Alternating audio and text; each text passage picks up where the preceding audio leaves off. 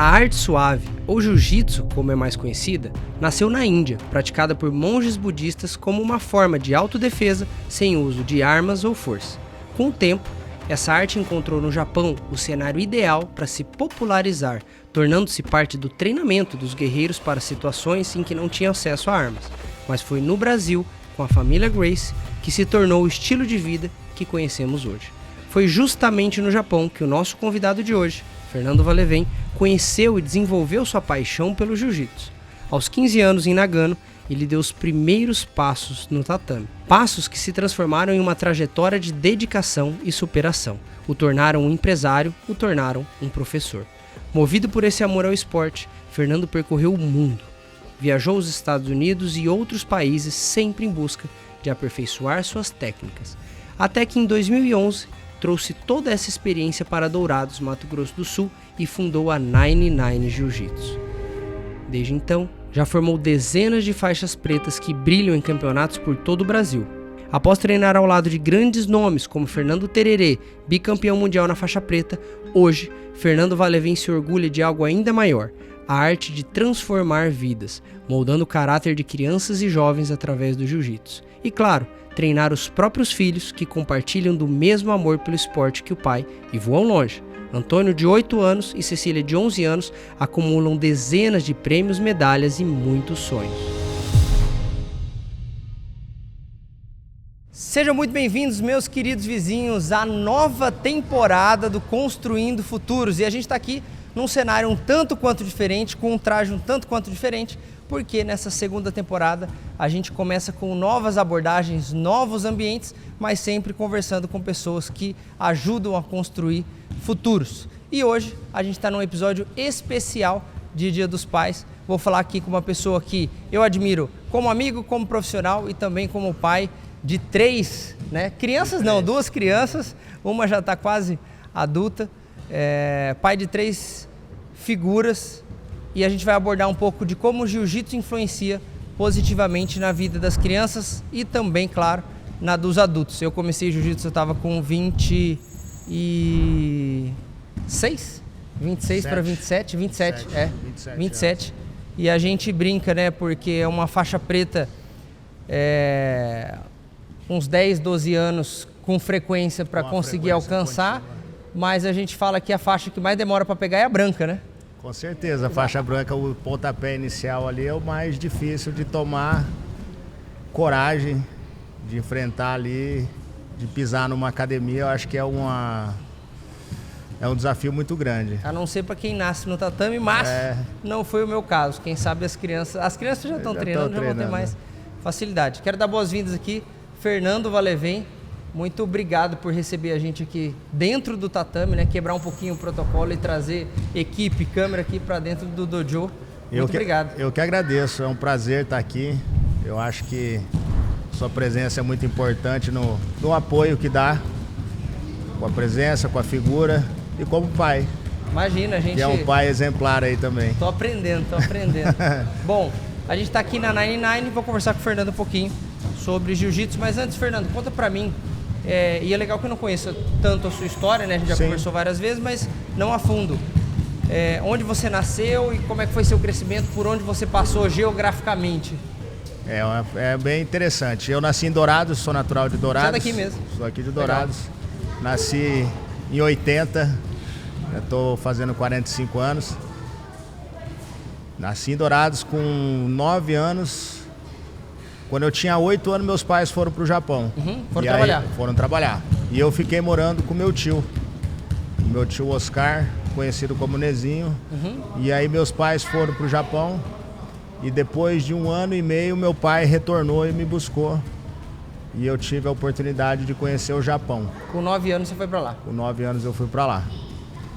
E aí começou o meu desafio. Você lembra da diferença, choque cultural? Gostou, não gostou?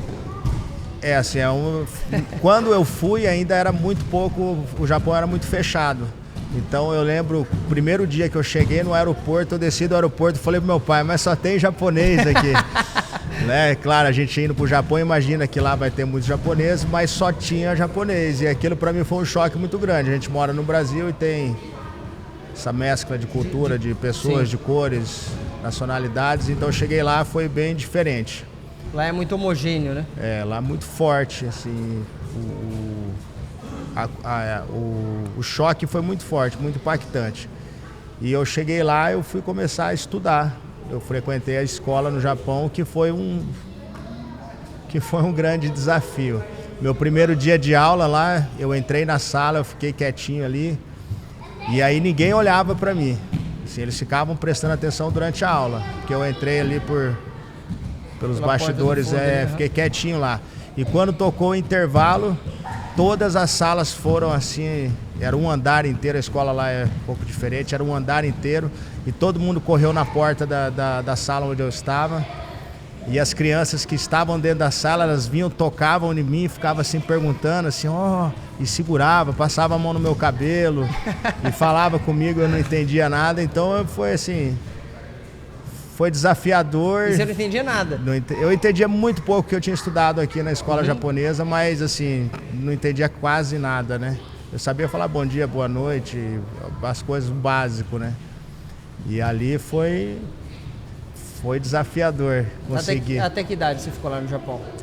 Eu passei no total uns 15 anos no Japão. Legal. Então a minha educação ali foi bem forte ali, eu aprendi na raça, porque eu não sabia falar, eu não sabia ler, e eu tive que conviver ali na escola foi um tempo bem difícil, mas valeu a pena. A comida lá, eu chegava, não comia, não conseguia comer, daí minha mãe mandava um lanche escondido na mochila e não podia.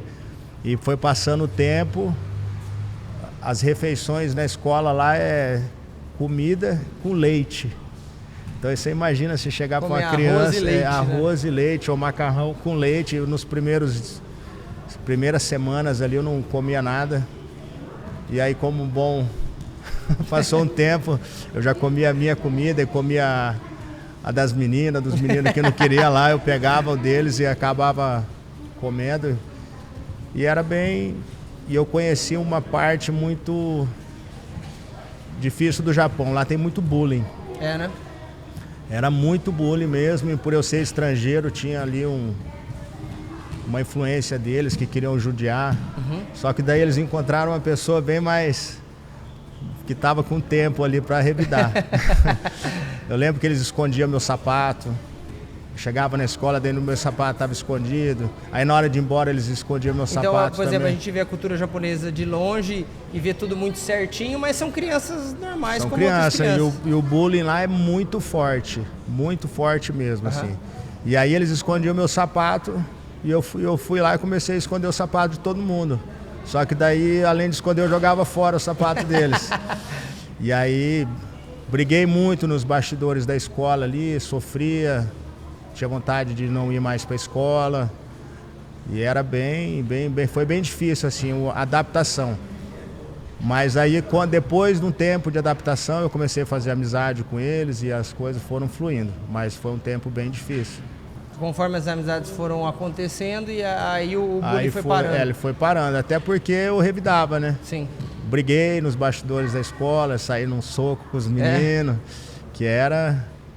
E no Japão, assim, os mais velhos, como no jiu-jitsu, os mais velhos têm uma palavra muito forte, que é o senpai. Então os meninos, a escola que eu estudava tinha 3 séries, primeiro, segundo e terceiro, mais ou menos isso. E os meninos do terceiro, eles eram muito... Respeitava e judiava muito dos menores, né? E eu sempre gostei de desafio e sempre revidei. E assim que eu fui aprendendo a sobreviver lá no Japão, né? E a comunicação, meus pais, meus irmãos, meus primos, a família que morava lá, eles não falavam. E eu fui o primeiro a aprender a falar o japonês por conta do contato que eu tinha na escola.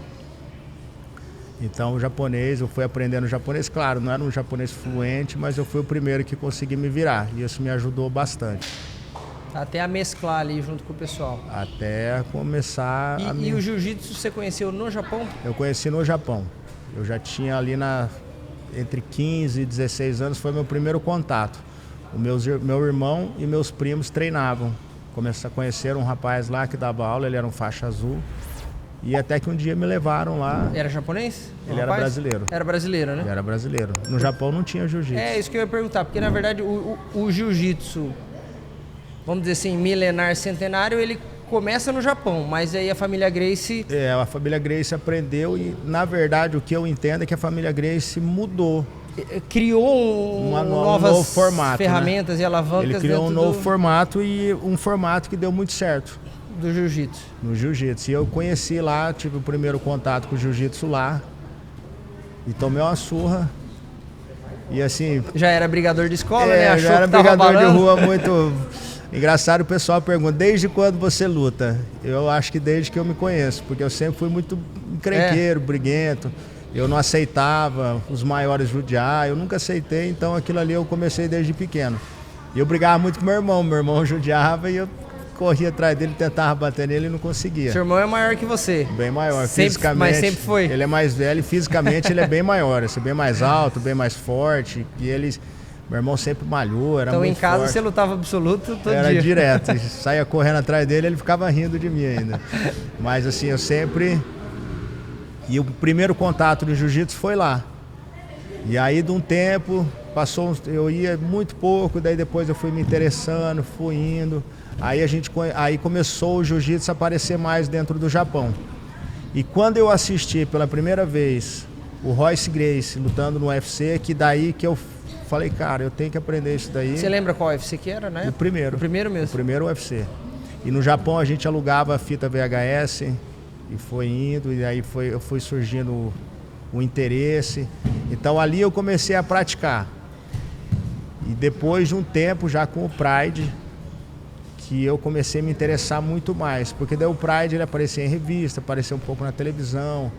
Você conseguia consumir mais conteúdo, né? Conseguia consumir mais conteúdo. E era muito popular no Japão, mas muito mesmo, assim. Era igual futebol uma febre. No Brasil. Enchia estádio, né? Enchia na estádio. época do Pride. E também tinha o sumô. Eu sempre gostei de assistir o sumô.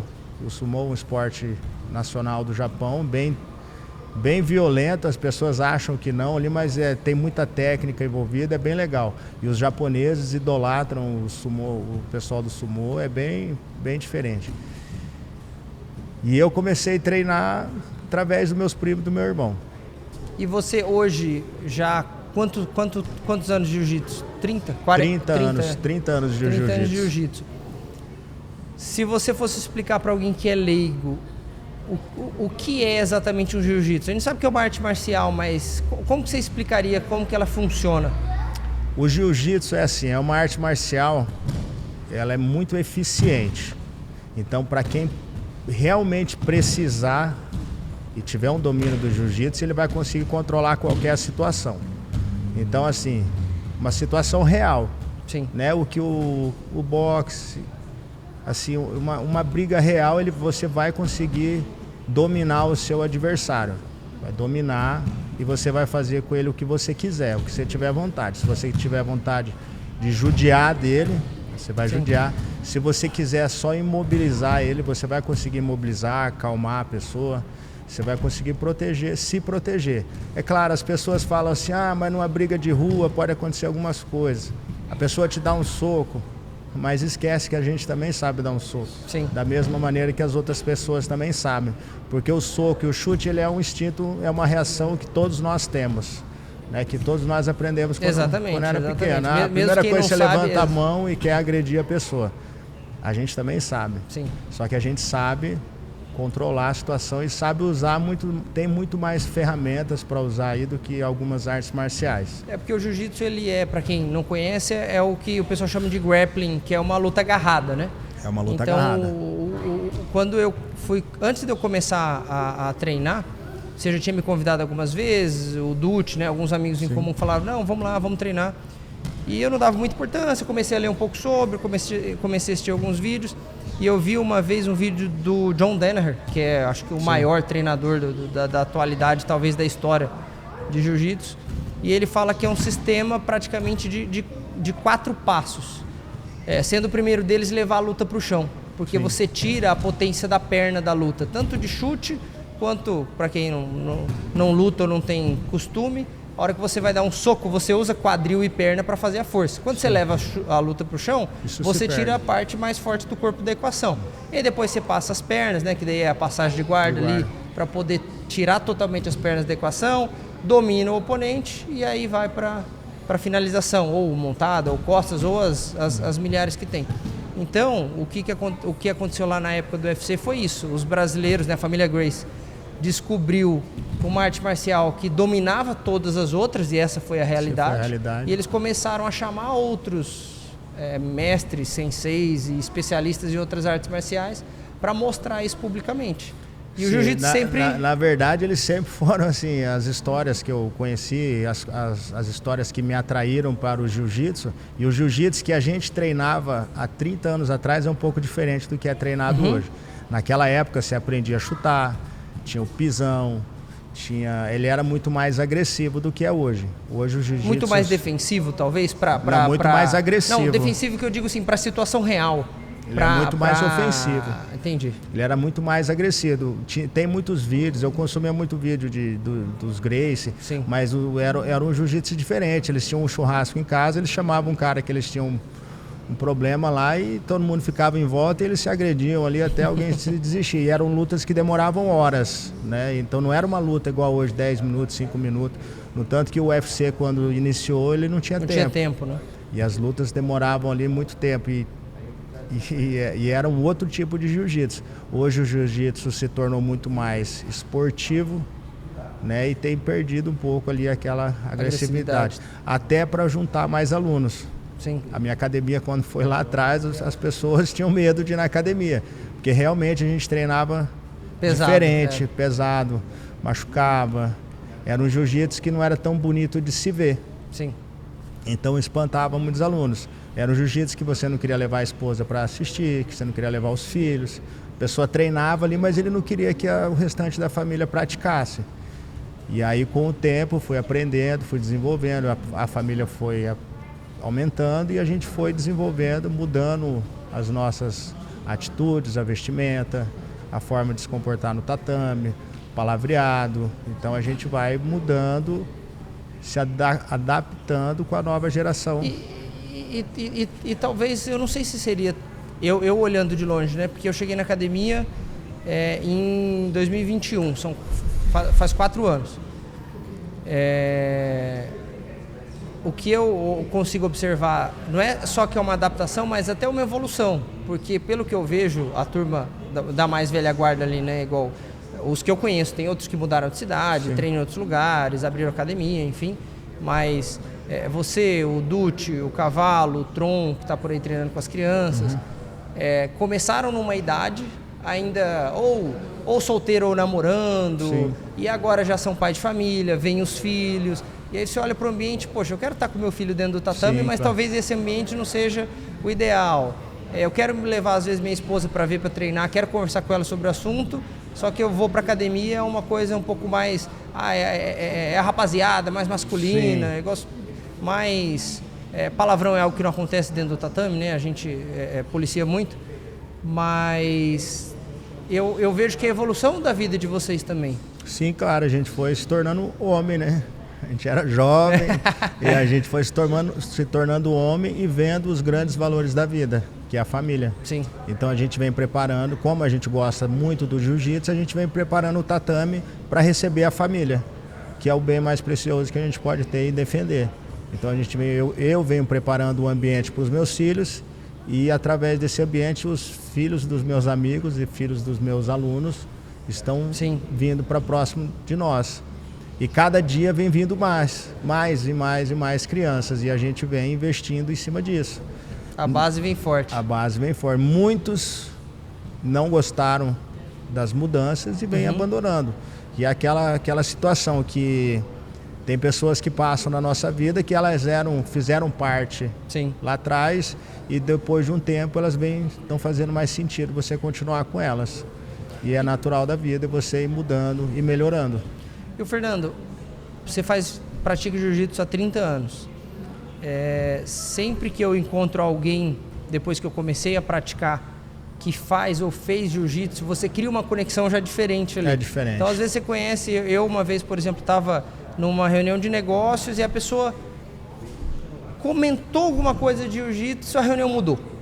Então, a negociação já mudou, as defesas ali de negociação já baixaram, a gente já começou a conversar, a dialogar a mesma linguagem, enfim, existe uma tribo, não um código, mas eu acho que as pessoas que pisam no tatame compartilham experiências e incômodos, enfim. Mas o que eu queria te perguntar é, 30 anos de jiu-jitsu, muita gente leva isso para a vida inteira, algo que eu imagino que você vai levar, eu quero levar, trago meus filhos para treinar, estou meio afastado dos treinos, mas sempre está na programação, voltar a treinar, é sempre nunca deixou de praticar, né?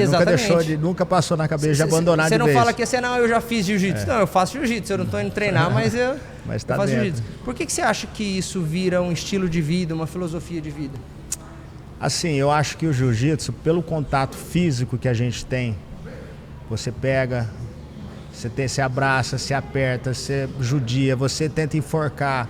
Enforcado. É enforcado, então tem uma conexão ali de um combate real. Realmente você luta, você dá o máximo de si ali com aquela pessoa e quando você dá o máximo de si, mas você não quer machucar ela. Sim. Você quer ali ganhar a luta dela, você quer apertar, você judia dela, mas você não quer o mal dela. E isso vai criando uma conexão muito forte entre você. Você pode ver que quem tem irmão homem, essa conexão começa desde pequeno. Eles brigam, eles abraçam, eles rolam no chão, um xinga o outro, daqui a pouco eles estão brincando junto, estão andando de bicicleta. E essa conexão é a mesma que eu vejo dentro do jiu-jitsu, que eu acredito, que é a conexão física, esse contato físico que tem muito próximo, acaba gerando uma conexão, né? Uma conexão diferente entre eles. Eu não tive irmão homem, né? Então, eu nunca tive esse contato físico. Brincava às vezes com um amigo na escola, alguma coisa assim, enfim. Mas nunca tive isso crescendo. Então, eu tive o meu primeiro contato físico. Nunca fiz arte marcial nem nada. O primeiro contato físico próximo ali no arte marcial com 27 anos com jiu-jitsu. E é isso que você falou, é muito interessante, porque as pessoas acham que o confronto, às vezes olha num campeonato, um torneio, alguém lutando, ou na própria academia, e acha que dá raiva do oponente. Na verdade, não. Você tá ali com a pessoa, igual você falou. A pessoa tá embaixo de você, você tá aqui com a cana do braço, com o osso do braço no pescoço dela, puxando a cabeça, estrangulando, literalmente com a vida dela na sua mão. Se você quiser machucar ela de verdade, até acabar com a vida da pessoa ali, é possível. Então, mas você saber a hora de parar e depois sentar para trocar ideia e conversar, isso vai gerando uma conexão muito forte, né? E acho que não tem um esporte que proporciona isso. E a raiva, ela faz parte da amizade. Exatamente. Porque muitas vezes você está ali, você sente raiva da pessoa e aquilo ali vai passando porque você vai se acostumando. Então, você tem vários sentimentos ali durante uma luta. Você tem sentimento de raiva, você tem sentimento de dor, você tem sentimento de estar ganhando, você tem sentimento de frustração, porque de repente você está numa posição boa, daqui a pouco você vem, inverte tudo e a pessoa está te finalizando, está te macetando. Então, vai criando vários sentimentos durante de uma luta, de um rola ali que você está fazendo. E às vezes esse sentimento você não consegue ter em casa.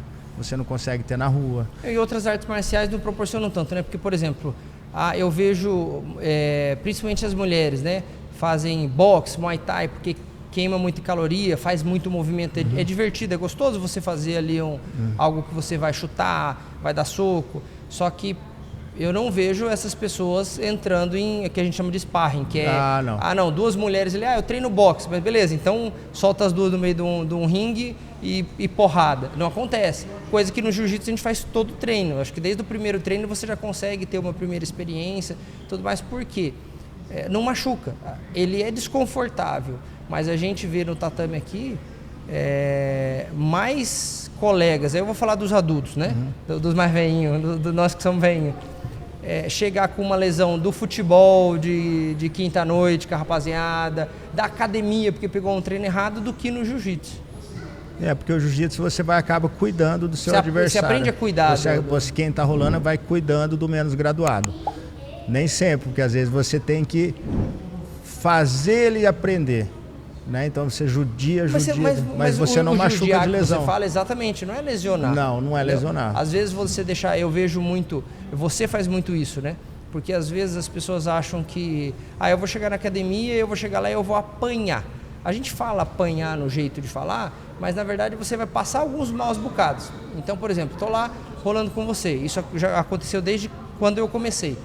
Você é uma pessoa, e acho que faz parte da sua função de professor, você não trava ou rola, você não vai me finalizar em 10 minutos, você não vai me finalizar 20 vezes, você consegue, só que você deixa eu movimentar, a hora que você encaixa a finalização, você solta e vai para a próxima. O que eu vou fazendo? Eu vou cansando, eu vou aprendendo a sair da posição, porque geralmente você está por cima da outra pessoa, fazendo peso. Eu, por exemplo, eu tinha... Não sei se foi porque na infância eu me tranquei dentro do porta-mala de um carro uma vez. É verdade. Tava brincando com a minha irmã, me tranquei dentro do porta-mala no carro, demoraram uma meia hora para me achar. Eu tenho um certo nível de claustrofobia. E é algo que no jiu-jitsu, os amigos do jiu-jitsu foram ajudando a melhorar. A não tratar, mas a melhorar. Então, por exemplo, perceberam que às vezes eu estava ali por baixo, com perna imobilizada, mão imobilizada, às vezes com a pessoa com a barriga em cima do seu rosto, difícil de respirar, você vai desesperar.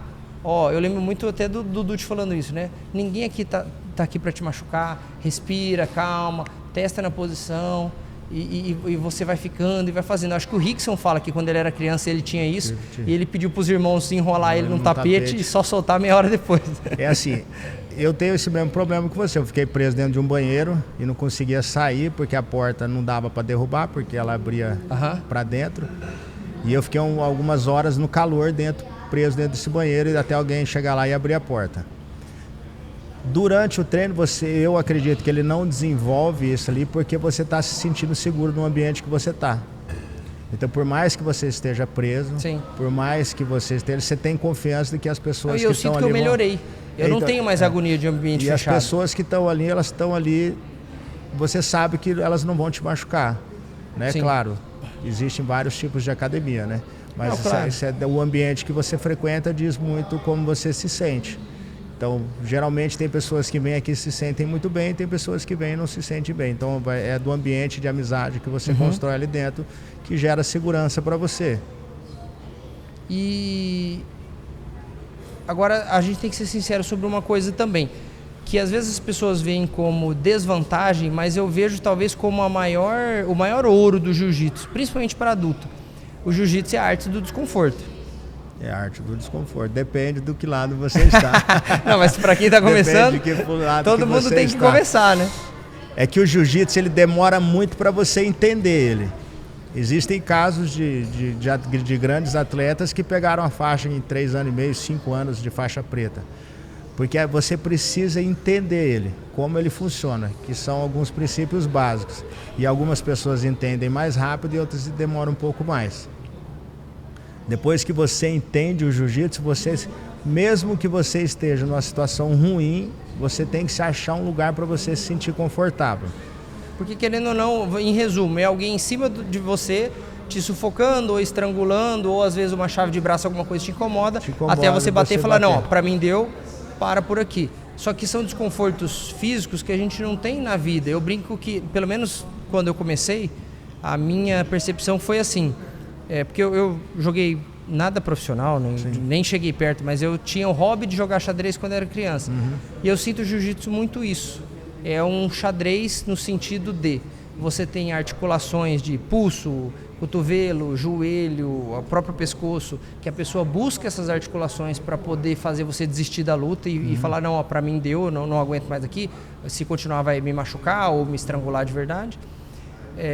Só que, então, as posições que você vai encaixando, eu, por exemplo, pego as suas costas, você sabe que eu vou querer colocar os ganchos, que eu vou querer colocar a mão para estrangular, então eu tenho algumas possibilidades. E eu sei que você sabe disso, então eu já vou pensar como que eu vou disfarçar o meu movimento, chamar a sua atenção para um lado para tentar fazer alguma coisa do outro. Então é um jogo de muita estratégia, de pensar 4, 5, 6, 10 passos às vezes na frente do seu oponente. A diferença é que o cara está tentando te matar. É bem engraçado, porque assim, quanto mais você se desafia no jiu-jitsu, melhor você fica. E tem épocas que, quando eu montei minha academia em Dourados, eu treinei em grandes academias fora do Brasil. treinei fora de Dourados, em São Paulo, treinei em grandes academias nos Estados Unidos e no Japão. E quando eu vim para cá, eu não tinha treino. Então eu tinha meus alunos, não tinha com quem treinar. Na mesma qualidade, você fala, na mesma experiência. Intensidade, né? Intensidade. E aí eu fui montando meus alunos e era todo mundo faixa branca. Eu lembro de alguns alunos especial, quando o Paraguai chegou na academia, ele não sabia nem falar, porque ele morava na fazenda, ele falava muito engraçado, ele chegou de uma fivela, uma bota assim, ele chegou na academia, eu olhei, falei, meu Deus, ele falou, eu quero treinar o MMA, jiu-jitsu, e ele falou muito engraçado, e ali foi aparecendo vários desafios, e eu não tinha com quem treinar no começo, e eu tive que ir ensinando esse pessoal, além de ensinar, eu precisava me manter treinando, Sim. porque na academia sempre apareceu muita gente para nos testar, e o jiu-jitsu ele tem um pouco uma rivalidade dentro do jiu-jitsu. Hoje nem tem tanto, menos. Mas na época as academias competiam para ver quem que era melhor, né? Ainda tem muito disso, né? De academias contra academias. Só que antigamente... Mas isso acontece mais no campeonato. Hoje. Não, mas nessa época eles vinham nas academias. Então, exatamente. As pessoas ainda tinham aquele... Desafio, né? Vou lá desafiar o Fernando. Aconteceu muito em Dourados. E depois não vieram mais, porque iam tendo um resultado merecido. Assim, a gente teve muitas pessoas que iam na academia e eu sempre me mantive treinando. E essa parte de eu saber já o que fazer, eu precisei mudar. Por quê? Porque eu precisava deixar eles encaixar as posições, cada vez mais eu ia deixando mais. Então eu tinha que deixar o aluno encaixar uma posição para eu conseguir sair, encaixar o mata-leão para eu conseguir sair. Então eu tive que ir aprender a treinar com pessoas menos graduadas, que era o diferente que quando eu fui para o grande centro, eu era o menos graduado e só tinha cara muito bom. Eu treinei em São Paulo que teve treino de ter 60 faixa preta e treino de competição que era na hora do almoço. Sim. Então que já era aquilo para mim entender que aquele treino de competição funcionava na hora do almoço, que era da meio-dia às 2, do meio-dia às 2. Então numa cidade igual São Paulo já era desafiador você estar lá. Então você tinha que... Era uma academia que vinha professores da cidade de São Paulo inteira. Sim.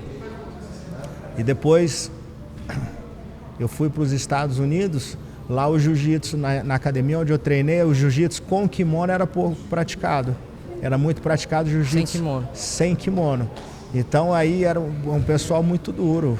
Assim, o pessoal, além de treinar sem kimono, eles lutavam MMA. Então eram uns caras assim, muito duro. O professor lá era um rapaz conhecido, o Daniel Valverde, professor muito conhecido, que ele fazia coisas assim que eu desconhecia. Então ele batia na gente de uma maneira muito simples.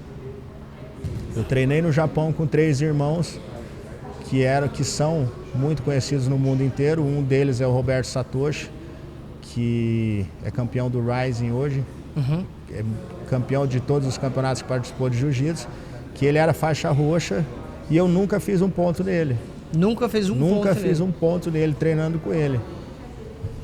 E assim, ele era muito duro, muito competitivo, mas é um cara assim, que me ensinou muito, né? Mais do que os mais graduados, talvez. Voltando lá no Japão, então com 15 anos, ali 15, 16 anos, você descobriu o jiu-jitsu e começou a treinar. E aí quando viu o Pride, animou um pouco mais? E aí me despertou uma coisa, eu quero treinar num lugar que tenham professores qualificados. Eu queria vir para o Brasil, porque no Japão não tinha faixa porque preta. Apesar das pessoas acharem que o jiu-jitsu vem de fora, não, é daqui, então você quis voltar. Aí eu quis voltar para treinar. Por causa do jiu-jitsu? Por conta do jiu-jitsu. É uma coisa que eu não queria mais vir embora para o Brasil. A mosquinha picou de um jeito... Que daí eu não queria... Até então, meus pais vieram embora, eu fiquei no Japão, tinha o contato com o jiu-jitsu lá, que minha mãe teve que um dia ir atrás de mim para me poder voltar. Fazia anos que eu nem ligava. E aí depois eu vim uma vez para o Brasil, daí treinei mais aqui um pouco e voltei para o Japão. E lá eu conheci uma academia que já tinha uns caras bons. Aí eu coloquei na minha cabeça, eu vou juntar dinheiro e vou embora para o Brasil treinar. Eu só vou treinar. A minha primeira academia que eu abri foi aqui em Dourados, que foi numa dessas minhas voltas para cá. Eu tinha em torno de 19, 20 anos. Eu abri uma academia e eu era um faixa branca. Eu gostava tanto do jiu-jitsu que eu tinha o dinheiro e falei, vou abrir uma academia. abri uma academia, peguei Quanto tempo você treinava? Já tinha uns 4 anos que eu treinava. Aí eu tinha um professor aqui, eu chamei ele para dar aula nessa academia porque eu já queria as coisas do meu jeito, já queria ter. Daí tinha um professor em Fátima do Sul, eu pagava para ele vir até Dourados. Aí acabei passando o tempo, resolvi voltar de novo para o Japão, voltei para lá e comecei com isso na minha cabeça. Eu quero juntar dinheiro e voltar e treinar nos grandes centros onde tinham os professores famosos. Viver a melhor experiência de jiu-jitsu. Viver a maior experiência, aprender de verdade. E aí você voltou para o Brasil para treinar com essa turma primeiro ou foi para os Estados Unidos? Como é que foi esse aí triângulo? Eu voltei, fiquei um tempo no Japão, treinei bastante lá e voltei para o Brasil. Voltou faixa o quê na época? Faixa azul ainda. Voltou faixa azul. Não, ainda voltei, eu ainda era faixa branca. E aí fui graduado faixa azul aqui em Dourados pelo professor Franklin. Ele já faleceu e voltei para São Paulo e passei uma temporada de 3, quase 4 anos só treinando jiu-jitsu. Então todo o dinheiro que eu juntei, durante todos os anos que eu fiquei lá, eu juntei, fui para São Paulo e decidi aprender o jiu-jitsu. Aí treinava. Aí treinei com o André Galvão, com o Tererê. Que legal, hein? Com o Eduardo Teles, que é meu professor, que eu fiquei com ele até hoje. E centenas de outros. Nessa academia teve dezenas de campeões mundiais, que é a antiga TT. A TT. Eu cheguei lá, era antes da TT, era Master, depois virou um outro nome que eu não me recordo agora e virou a TT. E dentro da TT tiveram grandes nomes ali. Eu acho que uma leva atual do jiu-jitsu, uma geração atual. Não, atual não, agora já passou um pouco, né? Mas tiveram ali, Cobrinha treinava lá, o André Galvão, Lucas Lepre passou por lá. Ixi, muita gente assim, conhecida. Serginho Moraes já foi lutador do UFC, tem o Lapela, tem muita gente que saiu de lá. Então foi uma época que eu aprendi o jiu-jitsu de verdade. Aí, acabou o dinheiro, né? Vamos voltar pro Japão. Retornei pro Japão, achei que já era bom. Conheci esses meninos, que eram o Roberto Satoshi, o Marcos de Souza e o Maurício, que são os irmãos. E ali foi onde eu consegui ter uns professores de verdade. Entendi. Porque eles ensinavam. E até lá, quando eu treinava na TT, era diferente. O cara chegava... Era muita prática, né? Muita gente mostrava uma posição e ali rola. E lá no Japão, esses professores realmente, eles me ensinaram bastante. Assim, aprendi vendo com eles, porque eles são filhos de professor. Entendi. Então, eles já é uma família estruturada, são verdadeiros... aprendi muito com eles. Então, eles tinham a filosofia do jiu-jitsu. E lá em São Paulo eu treinei numa academia de competição. Por mais que no Japão esses meninos eram competidores, eles tinham uma filosofia muito bonita. Eles são muito conhecidos e muito respeitados. Não era tanto... É claro, tem a parte do esporte esportivo, mas era uma filosofia de vida mesmo. Não, eles são diferentes. Então eles tinham muito respeito pelo pai deles, tinham muito respeito pelos irmãos entre eles. E eles eram... Igual eu vejo, por exemplo, claro que não é do jiu-jitsu, mas o Lyoto Machida, a família dele. Existe uma todo é um estilo de vida. E esses meninos assim, ensinaram demonstrando, né, respeito. Assim, eu aprendi muito com eles. E depois que eu comecei aí eu decidi que queria lutar MMA. Na época era Pride ainda ou... O Pride ainda existia. Mas já tinha o UFC e o Pride, já estava no final do Pride ali. Eu decidi que eu queria fazer algumas lutas de MMA. Que aí já é um outro esporte, já mais agressivo, mais impacto. Esporte. Só que quando eu treinei em São Paulo, eu treinei bastante MMA com o pessoal lá. Tem um grande lutador do UFC que treinou lá. A primeira luta do UFC, ele treinou nessa academia, uma parte do treino, né? O Demian Maia. Que legal. E a gente treinou junto um tempo ali. Teve outros atletas que treinaram lá e eu participava desse treino. Porque eu morei nessa academia durante um tempo. Como assim morou na academia? Tinha um quartinho bem parecido com aquele ali que a gente tem aqui na academia. E eu voltei do Japão uma época lá, resolvi que queria ficar lá e morei dentro da academia um tempo. Acho que alguns meses. Então tinha um colchão. Acordava, treinava. Aí tinha um rapaz que chegava às 5 horas da manhã, ficava correndo na esteira, daí eu acordava. Participava de alguns treinos e ficava ali, morei um tempo, viveu realmente o jiu-jitsu por escolha minha. Legal. Né, eu poderia ter alugado um apartamento, só que ia diminuir o tempo que eu ficaria ali. Então eu resolvi morar na academia, o meu professor deixou eu morar lá Viver essa paixão ali. Na época, quem que era o professor? O Teles. Era o Teles? Era o Teles. Legal. E o Tererê também tava. Foi uma época que o Tererê teve um problema ali e acabou se desviando. Sim. Mas assim, já vivi o jiu-jitsu. Realmente vivi o jiu-jitsu. Eu decidi fazer isso, né? E não me arrependo. Foi um aprendizado muito grande. E tem história aí muito grande ainda. Foi o contato, nós vamos ficar... Bastante. E hoje, você passou o tempo tendo jiu-jitsu, sempre teve academia aqui em Dourados, mas a academia às vezes era menor, antigamente era menor, mais nichada. Eu vi, por exemplo, a época que eu cheguei, acho que era uma época já bem tinha melhorado. Não, mas tava na transição ali. Acho que as crianças estavam começando a treinar um pouco mais. Estavam não, né? Já estavam treinando bem. E você divide a academia com a profissão de corretor de imóveis, tem uma imobiliária. E assim, é bem engraçado, porque tudo que eu conquistei, o jiu-jitsu esteve presente. As minhas primeiras vendas como corretor de imóveis aconteceram dentro da academia. Legal. Uma pessoa que me incentivou a ser corretor de imóveis era o meu aluno, o Diego Marcondes, que me incentivou. Grande doutor Diego. O doutor Diego, que ele me incentivou, me deu conselhos, e eu ouvi os conselhos dele e acabei fazendo o curso e virando corretor de imóveis. E tudo começou a acontecer dentro da academia. Então eu sou muito grato pela academia. É claro que a minha academia hoje tem uma estrutura bonita, não veio só do jiu-jitsu dela, né, por renda fixa dela, veio através da renda que eu tenho como corretor de imóveis, como dono de imobiliária. E a gente estava pequeno e eu queria ter uma estrutura maior. Mas é um passo muito grande. O investimento que eu fiz para mudar, eu jamais iria tirar do jiu-jitsu para pagar essa estrutura. Recentemente eu escutei um professor falando que ele tinha pequenas ambições dentro do jiu-jitsu, né? E quando eu resolvi fazer esse investimento, mudar para um lugar maior, pagar um aluguel grande, era um desafio que eu não enxergava como um professor de jiu-jitsu, mas eu tinha que ter como empresário.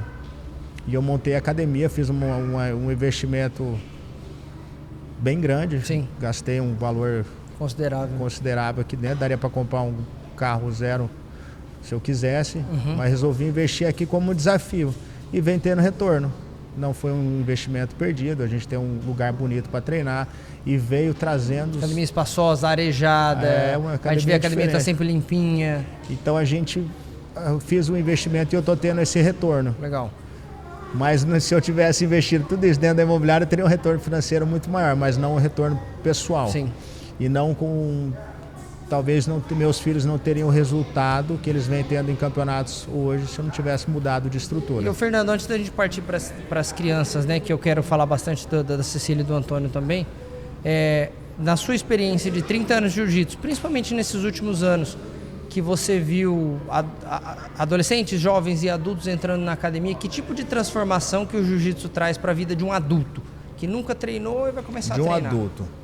A maioria dos adultos que procuram a academia, eu vejo que eles querem ter um condicionamento físico. Procuram pelo esporte, pela atividade física, né? Os adultos. Já, né?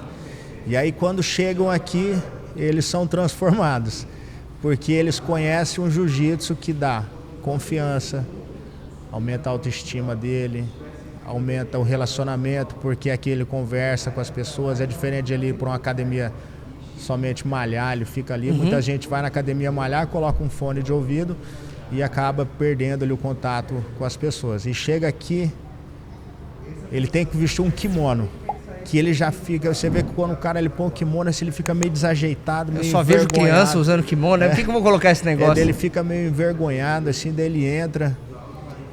E aí quando ele tira o sapato para entrar dentro do tatame, ele já não é mais aquela pessoa que ele... Já tava fora do tatame. Ele tava fora. Tem médico, advogado, policial, juiz, pintor. Várias pessoas. Pintor, tem o motoqueiro, o cara que faz entrega. E chega aqui dentro, todo mundo é igual, né? Já acaba. Alguns são mais iguais que os outros, né? A roupa de todo mundo é igual. A única coisa que vai mudar é a faixa, né? Mas a roupa de todo mundo tem que ser igual. Então não importa quem ele é ali, e acaba ele por muitas vezes, dependendo do lugar que está, ele não tem esse convívio. E chega aqui dentro, ele é obrigado a ter esse convívio e às vezes aprender com um cara de uma classe social diferente, de uma escolaridade diferente, até de uma idade diferente. Tem meninos aqui igual o Rafael, tem 17 anos, a pessoa acaba tendo que aprender com ele. Sim, exatamente. E o jiu-jitsu, ele constrói um caráter diferente, uma forma de pensar diferente. Que eu aprendi isso quando eu fui para os Estados Unidos. Em que sentido você fala? Quando eu cheguei nos Estados Unidos, eu tive dois irmãos me contrataram para dar aula lá em Chicago. E eles eram 2 pessoas negras. E eles eram muito bem sucedidos. Eles eram ricos. E eles sabiam, e eles tinham muito estudo. Então quando eles foram conversar, ele começou a me ensinar o inglês, porque eu não sabia falar muito bem, eles foram me ensinando muitas coisas. E a gente no Brasil não tinha essa visão, né? Assim, você fala de negócio, jiu-jitsu como negócio? Negócio. Entendi. Infelizmente pela cor. Sim, pelo preconceito, você pelo fala. Preconceito. E eu morei no Japão. Que totalmente... As pessoas tinham preconceito sobre mim. Só que muitas pessoas não queriam ouvir o que eu tinha para falar. Sim. E a gente tem esse mesmo problema, né? No Japão, quando eu fui lá, tinha poucos descendentes e a gente era apontado. Assim, eu sofri muito, né? Por conta do preconceito. Na escola tinha o preconceito, eles queriam judiar de mim e acabavam não conseguindo. Mas o preconceito por você ser estrangeiro já é muito grande no Japão. E eu aprendi muito com esses 2 irmãos. Assim, bastante. Eles me contavam sobre história. Ele me levava livro, ele tentava me ensinar as coisas, então eu via uma cultura diferente, porque ele queria me ensinar. Ele não queria só aprender, ele queria me ensinar. Aí ele me contou muito sobre a história dos negros nos Estados Unidos, como era o preconceito que eles sofriam. Ele me contou que a avó dele morreu porque o patrão falou que ela tinha roubado uma galinha, e era mentira, daí enforcaram a avó dele. Então é uma história muito difícil que a gente não conhece aqui no Brasil, né? E eu não conhecia também, assim, talvez algumas pessoas conheçam. E ele contava do preconceito que ele tinha. E um dia lá nos Estados Unidos, eu estava com ele de carro, a polícia parou a gente e foi assim, aquela coisa de... Aquele enquadro, a polícia vindo com a arma na nossa cara. Eu falei, eu fiquei numa situação, eu nunca tremi tanto, eu acho. Mas eu vi como que ele sofreu o preconceito da polícia realmente. Esnobaram ele, judiaram dele ali. Pegaram meus documentos, jogaram no chão, assim, uma coisa que eu não esperava estando dentro dos Estados Unidos. Foi uma das coisas que... Te marcou. Que me fez não querer ficar nos Estados Unidos. Entendi. Como eu morei no Japão é tudo muito educado. Assim, eu sofri lá o preconceito, mas eles são muito educados. Então a gente aprende muito dentro do jiu-jitsu, conhecendo pessoas. Então eu ensinava jiu-jitsu, eles me ensinavam cultura que eu não tinha. Sim, eu vejo como adulto, assim, a questão de você estar ali tendo que... Porque o jiu-jitsu, ele é uma série de solução de problemas, né? O seu oponente te apresenta um problema, você tem que raciocinar para solucionar aquilo. Então, para o nosso dia a dia de trabalho, os desafios que a gente tem na vida, no dia a dia, você solucionar um problema de maneira rápida, às vezes está passando por um desafio difícil, todo mundo tem um problema, uma situação difícil, ou aquele leão para matar no dia de trabalho. Eu sinto que essa experiência prévia de estar dentro do tatame, às vezes até não correndo risco verdadeiro, mas fisicamente sendo desafiado, parece que o desafio psicológico ele dá uma diminuída. Você consegue respirar melhor, olhar o problema de uma maneira diferente, olhar para os outros ângulos, igual eu falei, né, da claustrofobia, não se desesperar frente a esse problema.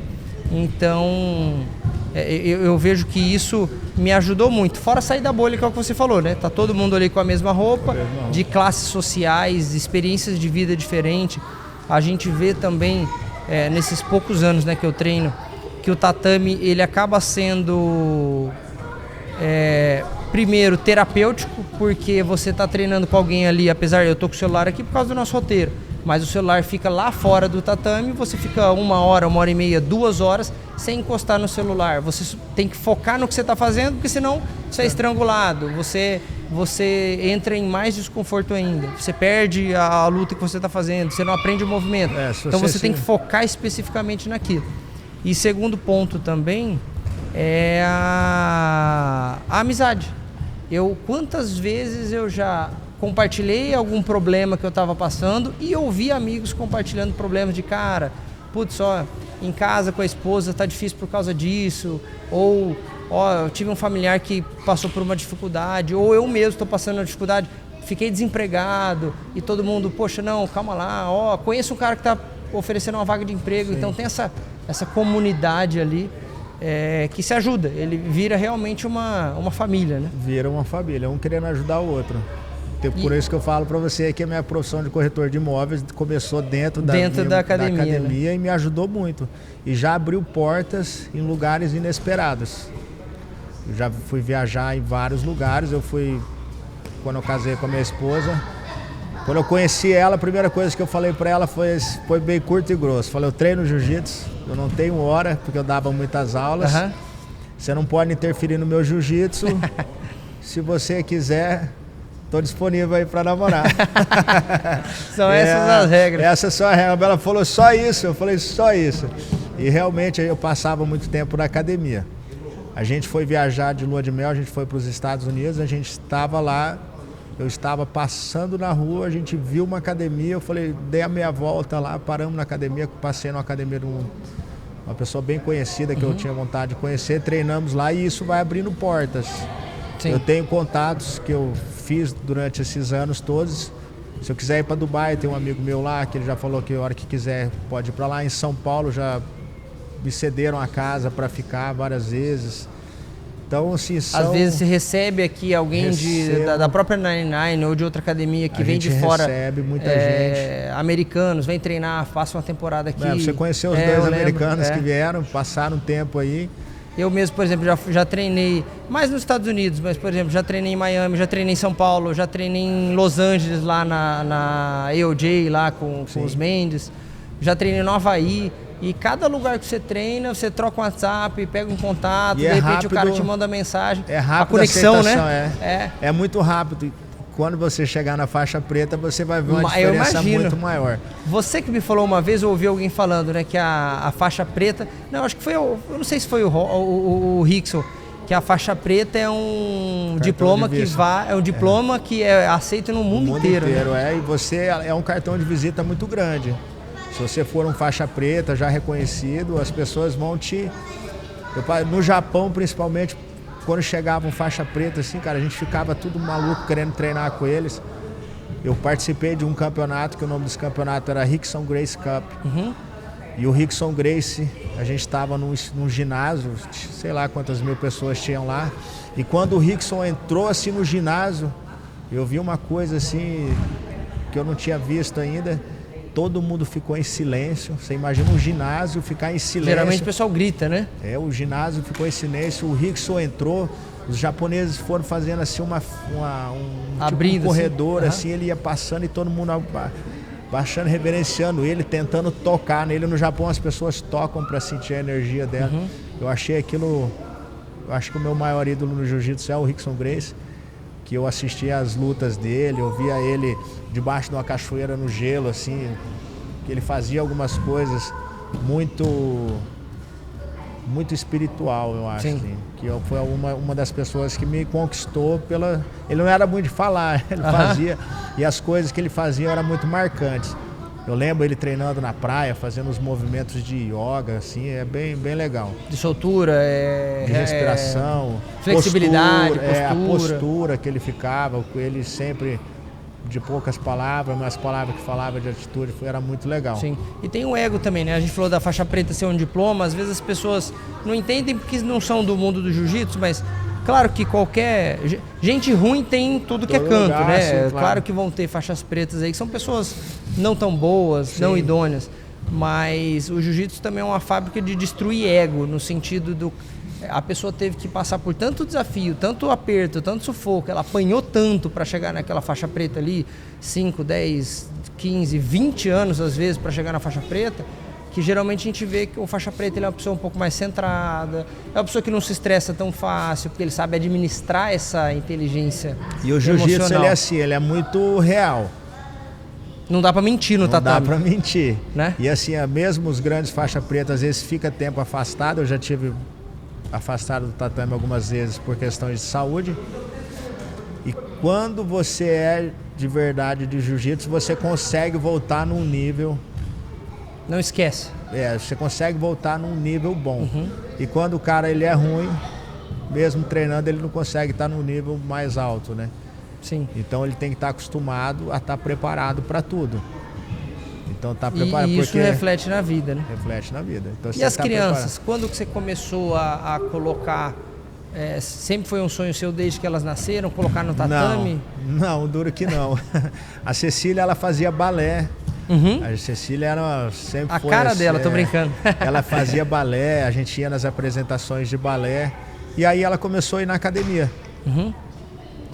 Começou a ir na academia, foi ficando. E um dia eu conversei com a Michelle, ela já tinha acho que uns 3, 4 anos. Eu conversei com a Michelle e falei, olha, Cecília tá querendo treinar, então eu vou montar uma turma pra Cecília.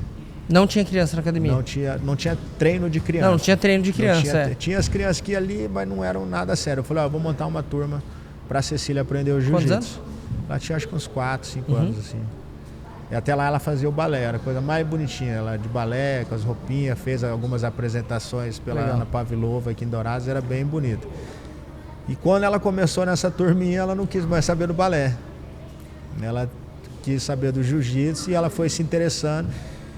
E conforme ela ia respondendo, a gente ia melhorando. A gente foi melhorando, fui melhorando. Aí depois veio o Antônio. E aí fomos... Hoje eles estão com quantos anos? A Cecília tem 11 e o Antônio tem 8. 11 e 8. E você... Faz 7 anos que eles treinam, então ela tinha 4. 7 anos, A estrutura então que você tem hoje de treino para as crianças e tudo mais... É graças a eles. Se não fosse eles, provavelmente não teria. A Cecília é muito dedicada, sempre focada, não reclama. Tudo que quer ela consegue fazer com excelência. Eu já vi a Cecília correr 10 km sem abrir a boca para reclamar. A Cecília, ela sempre, para ir melhorando, ela começou a fazer o atletismo. Legal. E aí eu sempre, o Hectares lá, a gente sempre foi lá no Hectares caminhar e correr. Desde que ela é pequenininha, ela sempre praticou esporte e o Antônio acompanhou a Cecília. Então o Antônio é um reflexo da Cecília. A Cecília é um reflexo mais meu. Ela é a mentora do Antônio. Antônio. E eu fui o mentor da Cecília. Sim. O Antônio acho que viu pouco eu ali em ação. A Cecília já viu mais, porque antes de ela começar a treinar, ela ia me assistir. No campeonato, você fala? Ela já foi ver campeonato, ela já foi ver na academia. Legal. Muito treino, ela ia me assistir. Então, ela olhou, gostou e começou a praticar. O Antônio não, ele já praticou. Então, com 1 aninho, o Antônio já ia na academia ali e já tinha o treino. Então, ele já foi treinando. E a Cecília, assim, ela é muito técnica, muito inteligente, muito observadora. O Antônio já mais... Tô aqui, tô fazendo. Hoje, vamos falar primeiro da Cecília, que está com 11. Você tem conta de quantas medalhas a Cecília tem ou não? A Cecília tem umas... A Cecília foi, acho que por 2 anos consecutivos, a melhor atleta do Mato Grosso do Sul. A Cecília só perdeu um campeonato, que foi o primeiro campeonato que ela perdeu aqui no Mato Grosso do Sul. Fora isso, ela ganhou todos os outros que participou aqui no estado. Aqui no estado e ela participa de 5, 6, mais por ano, né? Por ano, era 12, 14 etapas por ano. Então ela tem só aqui no Mato Grosso umas 30 medalhas, ó. Mais, sei lá, umas 50 medalhas. Já passou, perdeu as contas. E campeonatos maiores, o que ela já participou? Campeonatos maiores, a Cecília sempre medalhou. Sempre, mesmo nos grandes campeonatos, ela ficava terceiro, segundo. Ela sempre medalhou. O que ela já participou de grande, assim? Já participou de Mundial, já participou do ADCC, já participou do Brasileiro 3 vezes. Esse ano ela não participou porque ela estava com uma lesão, não conseguiu nem lutar, né? Então ela foi o único que ela não medalhou. Mas sempre lutou Paulista, campeonatos no interior de São Paulo. Desses maiores, alguns ela já foi campeã? Não, acho que não. Um dos maiores, a Cecília nunca foi campeã. Só que, por exemplo, a gente vê acompanhando, porque o jiu-jitsu tem a questão, a idade e categoria de peso, né? E ela sempre tá lutando com as mais pesadas, porque ela tá na troca da idade ali. Troca da idade, Cecília é de dezembro. Então, mas a Cecília sempre teve entre os melhores, né? Sim. Sempre teve grandes adversários. E nunca pensou em desistir. Exatamente. Sempre quis mais, sempre quis mais, sempre quis mais. E os sonhos da Cecília são muito grandes. Agora ela quer lutar em Abu Dhabi, que é em novembro. Legal. A Cecília ficou 5 meses afastada agora por uma lesão. Ela voltou a treinar essa semana. Voltou? Isso que eu ia te perguntar. Voltou essa semana e ela já quer ir para Abu Dhabi. Então o pai tem que dar um jeito de não só patrocinar ela, mas assim, colocar ela no nível mais alto. Sim. Então colocar eles no nível mais alto é mais difícil. Também, né? Igual você fez essa jornada também, e hoje eu acho que talvez ela esteja ainda mais cara. Porque muito tem mais competidores, tem mais campeonatos. Mais campeonatos, tem mais o valor tecnologia. dos campeonatos são altos, né? Os valores dos campeonatos são altos. Professores, é caro ter alguns professores. Cecília tem preparação física, tem um professor de jiu-jitsu. Além de mim, o cavalo dá aula para eles. Tem um professor de atletismo, ela faz inglês. Então e é comum no tatame isso, é cavalo, é berimbolo, é só pão de nome mel, amigável. Só nome, só costelinha. Engraçada a história magrão. do Costelinha. O Costelinha treinava comigo já há uns 8 anos. Aí chegou uma pessoa, não, o fulano treina lá com você, o Rodolfo. Eu falei, Rodolfo, não tem Rodolfo na academia. Tem, mas ele já treina há muitos anos com você. Eu falei, Rodolfo. Eu fiquei com aquilo na cabeça. No outro dia eu chamei durante o treino, eu falei, quem é Rodolfo aqui? Ele falou, sou eu. Eu falei, rapaz, jamais ia imaginar que seu nome era Rodolfo. 8 anos treinando, não sabia o nome dele. É uma tribo, Já é bem... É legal. E aqui até pessoas mais importantes têm apelido. Não, exatamente, todo mundo tem o seu. Às vezes a pessoa chega aqui tudo sério. Na panca, né? Na panca, daí o cara fala, aquilo ali é, sei lá, eu lembro uma vez que a gente tava treinando, ele não apareceu mais, acho que foi na outra academia, enfim. Chegou um menininho magrinho, ele foi treinar uma vez, 2 vezes, de repente ele apareceu com cabelo rosa. E aí, cara, no meio do treino alguém virou e falou, ô Groselha, vem cá. Pra quê? Já virou Groselha. Não, aqui não tem, eu sempre tenho um apelido. Não, é legal, é um clima muito gostoso. E falando das crianças, deixa eu ver, elas estão por aí ou não? Estão. Ah, o vô chegou ali, ó. O vô veio... Ô Cecília, Antônio, venham cá conversar. A Cecília já treina faz tempo, 7 anos já, né, Cecília? E por que você gosta de treinar jiu-jitsu? É legal? Você faz muitas amizades no tatame? E você, Antônio, gosta de treinar bastante? Sim. Você participou de um campeonato esses dias e ganhou? Que eu fiquei sabendo. Qual campeonato que foi? O brasileiro. Tinha muita gente lá. Quantas lutas você fez? 4 lutas. A Cecília, ela é bem imponente, assim. Já aconteceu uma situação, a gente estava num condomínio, daí tinha uns meninos lá. Aí os meninos meio desavisado. Daí os meninos quiseram engrossar, a Cecília se impôs, falou, tô aqui, né? Tipo assim, se impôs e a situação se amenizou muito rapidamente. Gera uma autoconfiança. Você igual eles, por exemplo, vamos colocar aí 60 medalhas para mais. E cada medalha dessa é um campeonato. Cada campeonato é 4, 5, 6 lutas, 2 às vezes, mas enfim, eu coloco uma média de 4 lutas por campeonato, são 200 lutas em campeonato, fora todo dia na academia. Então você ter tanto embate físico assim em contato, te prepara muito para uma situação de alguém às vezes querer incomodar ou fazer um bullying. Eu acho que o que você sofreu na infância, eles não vão sofrer. Eu acho que difícil. Por segurança e autoconfiança. Sim. E eles assim... Como eles treinam muito, tem uns adversários que são mais fáceis de ganhar e tem uns que são muito difíceis de ganhar, que é natural, tanto na academia como nos campeonatos. E eles acabam entendendo isso. Às vezes eles vão lutar num campeonato, aí pega os meninos rapidinho, daí eles falam, e aí? Ah, foi muito fácil. Aí pega uns que é muito duro, esse foi difícil. Então eles começam a entender a fazer uma leitura dos seus adversários e das outras pessoas. Daí, de certo, olha os outros meninos e fala, isso aí... É fácil, né? Esse é fácil, então ele tá querendo me arrumar uma confusão aqui, mas aqui tá tranquilo. Exatamente. E quem não tem um medo, né? Puxa, se alguém vier me bater? Não, eu sei o que fazer. E aí, assim também, as pessoas olham eles diferente, né? Porque da maneira que a gente se comporta, de andar de cabeça baixa, é uma pessoa mais vulnerável. Eu dou aula para muitas crianças e eu observo dentro da academia. Eu já vi meninos de 8, 9 anos sofrerem com os de 6, 7. Assim, que estão muito psicológico. Sim. Então, às vezes, tem algumas pessoas que têm um psicológico um pouco mais, autoestima um pouquinho mais baixa, que daí o outro se sente um pouco maior, superior ali, acaba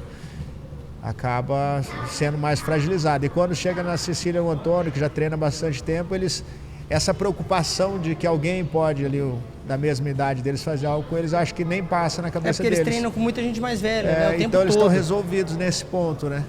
Vem muitas pessoas buscar a gente na academia com esse pensamento de aumentar a autoestima. É mesmo? Criança, principalmente. Sim. Né?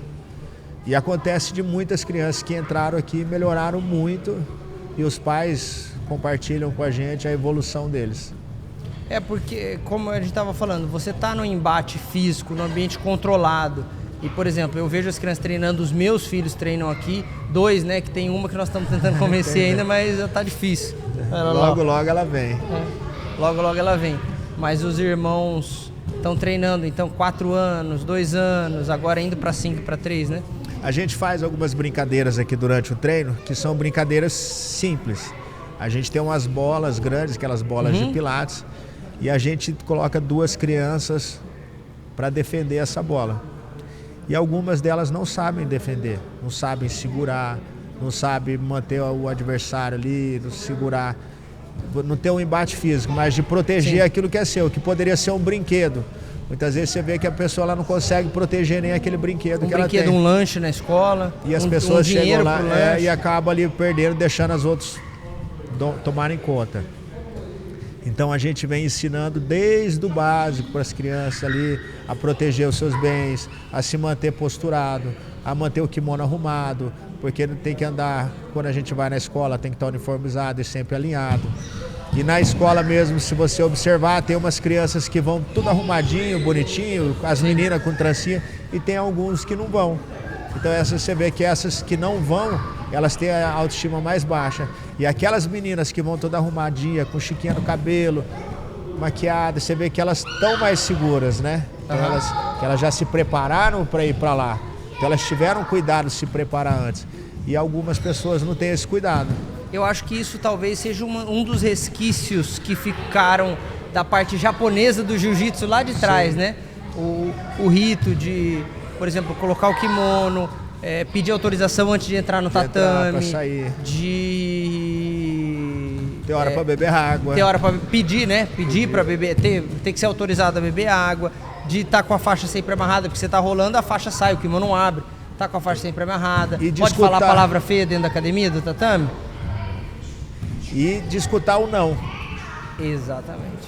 Escutar o não é muito difícil. Às vezes as crianças vêm aqui, quero beber água. Não pode agora não pode. Às vezes nunca ouviu em casa, né? Porque acontece. Não pode, agora não pode. Daí você vê que a criança fica ali, daí o pai também fica meio assim, e depois acaba entendendo que a gente tem que passar sede, tem que saber passar calor, que o kimono, a gente mora numa região muito quente, o kimono ali deixa a gente numa situação desconfortável, e mesmo assim você tem que permanecer com o kimono, e com o kimono amarrado. São coisas por exemplo, simples. Para quem não sabe, às vezes, eu vou na academia ter ar-condicionado. O tatame não tem ar-condicionado, ele tem a ventilação. Mas não tem um ar-condicionado para ficar fresquinho. O objetivo... Aqui tem o climatizador, mas eu faço questão de desligar. Exatamente. Durante o treino. E quando eu comecei a treinar, eu tava com o projeto da minha casa, né? E aí falei, não, vou organizar para ter um tatame na garagem, vou colocar ar-condicionado. E o pessoal fala, não coloca ar-condicionado, não precisa. E aí, conforme eu fui treinando, eu vi, você não quer treinar de ar-condicionado. Você quer suar, você quer passar o desconforto. Você quer se colocar naquela posição. Eu lembro a primeira vez que eu comecei no inverno a treinar. Eu lembro, foi dia, não sei o que lá, de junho. Foi mesmo. Então foi bem no inverno. E aí em julho fez uma friaca da gente treinar de meia, que é uma coisa que assim, é muito raro acontecer, mas não, vamos treinar de meia hoje, tá difícil. e a gente parava de rolar e ia fumaça saindo da cabeça, assim. Sai fumaça da cabeça de tanto que o corpo tá ali super aquecido. Mas essa autoestima para as crianças é muito importante. Entender o próprio corpo, saber usar, porque hoje em dia é muita tela também, né, Fernando? Saber treinar cansado. Cecília e o Antônio às vezes acordam assim bem cansados e tem que acordar, tem que ir para a escola. Hoje em dia vocês falam ainda que não querem treinar ou já nem falam mais? A Cecília não fala, né? O Antônio é mais manhosão, assim, né? Só que... É um jogador caro, né, Antônio? O Antônio nos campeonatos ele é muito diferente. Ele é despreocupado. Já a Cecília é muito dura na academia, muito séria, chega nos campeonatos, ela é um pouco mais preocupada. Ela se preocupa ali com algumas coisas, ainda atrapalha ela e a gente está tentando lidar com isso, a gente está aprendendo. Já melhorou muito. Dá medo, Cecília, a hora de entrar no tatame? A Cecília, eu acho que ela não tem medo. Ela tem preocupações com algumas coisas. Que ela não consegue ainda soltar o jogo dela. Mas preocupação com o quê, por exemplo, na sua análise? Na minha análise, ela tem preocupação quem é o adversário. Às vezes, como se é maior, se é mais pesado, se treinou mais. Hoje, como tem a internet, tem muitas adversárias ali que são mais famosas, né? E teve um campeonato específico, foi um mundial em São Paulo. Tinha duas meninas. Uma menina que tinha acabado de ser campeã brasileira e uma outra que era um pouquinho mais famosa, assim, de internet. E a Cecília só conhecia a menina que era da internet. E a outra ela não conhecia. E essa que era a primeira, ela é muito mais dura, muito mais técnica, que assim... Passou fácil. A Cecília ganhou dela em 10 segundos. E a outra menina, que seria a luta mais fácil, ela teve uma dificuldade psicológica, na minha análise, né? Sim. Que ela respeitou muito e acabou perdendo por uma vantagem. Mas eu acho que é muito legal de falar sobre isso, porque conseguir ter essa visão e esses desafios com 11, 12 anos, que o Antônio tem os dele também, quanto que ela não vai chegar mais preparada na vida adulta para lidar com desafio profissional, assim, de relacionamento, de várias outras coisas. Hoje a gente fala muito sobre as telas, sobre a internet, o Instagram. Eu tenho conversado bastante com a Cecília, porque no Instagram todo mundo é muito bom, todo mundo é muito... Vou falar sobre o jiu-jitsu, que é o tema que a gente está falando aqui. Todo mundo é muito bom, todo mundo está aparecendo muito, mas nem sempre tudo é verdade. Você fala no Instagram? É bom, às vezes você vê o corte do cara mandando bem na luta e você vai ver ele perdeu, mas o vídeo... Eu vou te dar um exemplo muito grande sobre isso. O Antônio fez uma luta, ele ganhou, ele foi campeão, e aí o menino fez uma postagem lá e todo mundo dando parabéns pro menino, porque tinha um vídeo, eles tinham contratado uma pessoa para filmar. Ficou muito bonito o vídeo dele, só que ele tinha perdido, né? E aí a gente conversou, eu abordei isso com a Cecília, que a gente está vivendo, na minha época não tinha, a gente está aprendendo a viver com essa parte das redes sociais, que é tudo muito bom, tudo muito perfeito, todo mundo muito rico, todo mundo sem problema. E na verdade não é, né? Então as verdades a gente tem que ver mais quem a gente está próximo e entender, separar o que é real e o que não é. A gente esquece, acho que as redes sociais trazem esse imediatismo e a gente esquece que tudo tem um custo, né? Custo que eu digo para chegar lá. Eu vejo muito, fazendo um paralelo, que o jiu-jitsu tem também, né? Por exemplo, e a gente treina aqui, eu faz tempo que não venho treinar, mas com um monte de faixa preta. E eu vejo o cara lá voando, você fala, puxa vida, um dia eu queria ser assim, mas... Aí você pergunta para ele, por exemplo, no seu caso, que tem muita habilidade, quando a gente vai fazer sparring ali com você, é um sufoco. Pô, são 30 anos. 30 anos de treino. 30 anos de treino numa intensidade que se colocar porque você teve uma época que treinou mais de uma vez por dia, né? A época que vivia mais disso. Mas se colocar nesses 30 anos, talvez dá para dizer, eu arrisco dizer, que você treinou pelo menos uma vez por dia, na média. Ah, sim. Pelo menos uma vez por dia em 30 anos. Teve uma época que logo quando eu comecei a academia, eu dava 7 aulas por dia. Então eu começava a dar aula às 7 horas da manhã e para a última aula era uma aula que era depois da faculdade, que eu acho que acabava 10h30, 11h30 da noite. E no outro dia eu tava ali, a gente trabalhava sábado, domingo. Mas então eu vejo o pessoal, por exemplo, no próprio Hectares ali e é muito bonito, o resultado é muito legal. Só que o esforço, o sacrifício, os desafios de projeto de obra, de aprovação, de não sei o que lá, para chegar até ali. Até ali é difícil. Então, até ver as crianças lutando, ver os outros, as pessoas estão acostumadas a mostrar a parte fácil. Ninguém, porque é chato, né? Você vai ficar olhando lá, por exemplo, no Instagram de alguém, o cara treinando todo dia, fazendo a mesma coisa, a mesma rotina, não chama atenção. Não. Então a gente vive a era do espetáculo. A era do espetáculo. E o próximo desafio, Cecília? Onde vai ser? Onde você quer lutar agora? Em Dubai? E você já está se preparando? Voltou a treinar? Recuperou da lesão? Tá bem? Que bom. Quanto tempo você tem para se preparar? 4 meses. A gente sempre se preparou com folga, né? Sim. Assim, a gente decidiu mudar o nosso treinamento, a gente entendeu, depois de tanto tempo que eu fui entender como que eu devo treinar eles. Muito tempo a gente treinou errado, muitas vezes a gente acertou e voltou pro errado. E eu acredito hoje que a gente achou um equilíbrio ali de montar o treino do Antônio e da Cecília. Demorou. Treino, dieta. Quantidade de horas por dia. Saber dosar um descanso, saber dosar o passeio. Tem várias coisas que porque são crianças, e eu vejo, por exemplo, eu que acompanhei eles treinando, eles se divertem muito também, né? Se divertem não, assim, no treino treinam sério, mas o tatame também é um playground para eles fora da hora do treino. Sim. Acaba o treino das crianças, a gente fica treinando os adultos, eles estão ali brincando, correndo, dando risada. E saber lidar com as críticas.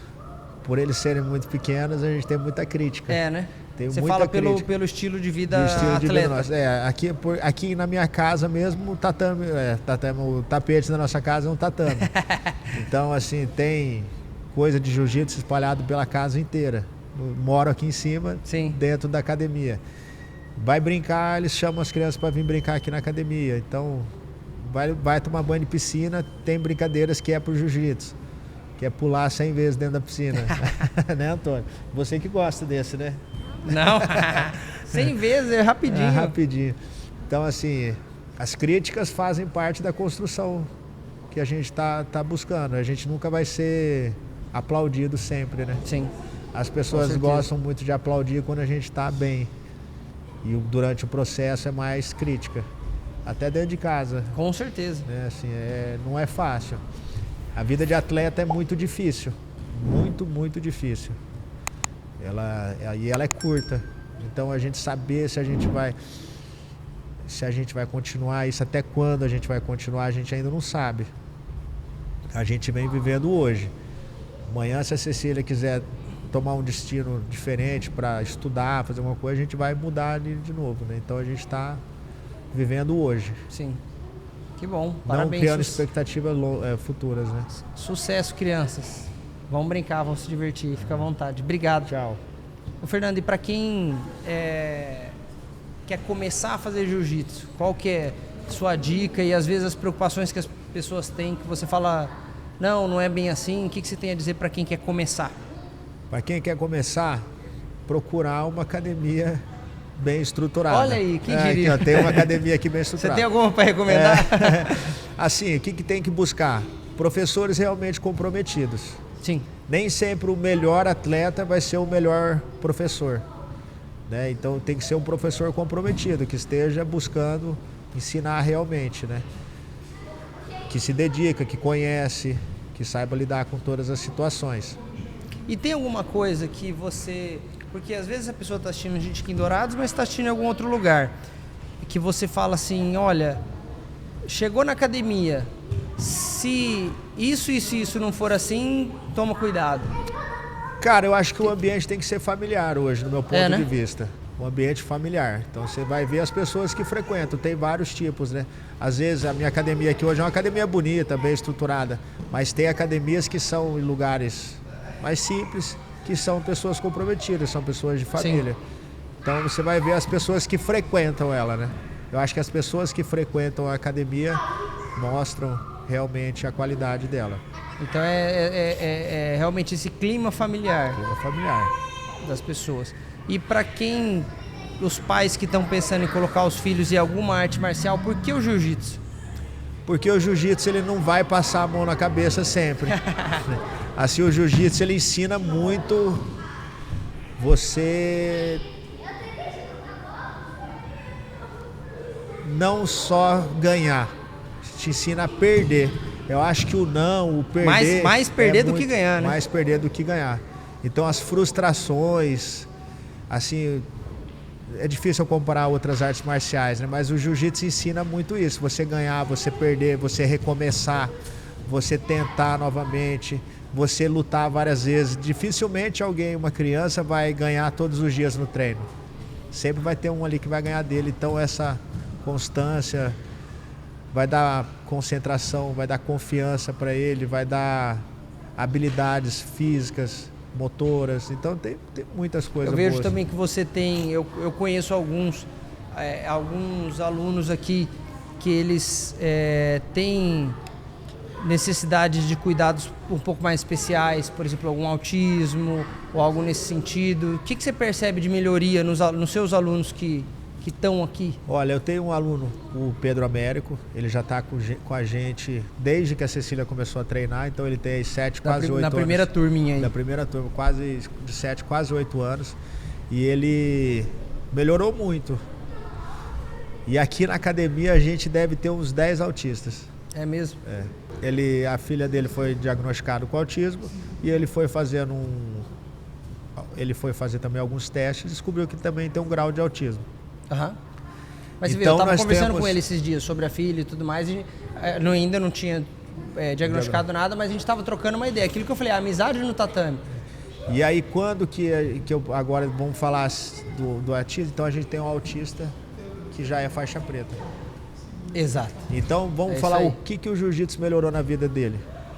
Né? O que o jiu-jitsu trouxe na vida dele? Por exemplo, vocês e eu... O que seria dele se não tivesse praticado o jiu-jitsu? Você conhece ele faz muito tempo e eu conheço pessoas que são amigas de infância, por exemplo, dele. Diz que era alguém muito agressivo, explosivo... E aqui ele conheceu a paz interior, que o jiu-jitsu pode te trazer várias ferramentas ali. Então talvez o aluno mais antigo que eu tenha seja ele como autista. Sim. E temos o Pedro Américo, que já é um nível mais alto, né? Uhum.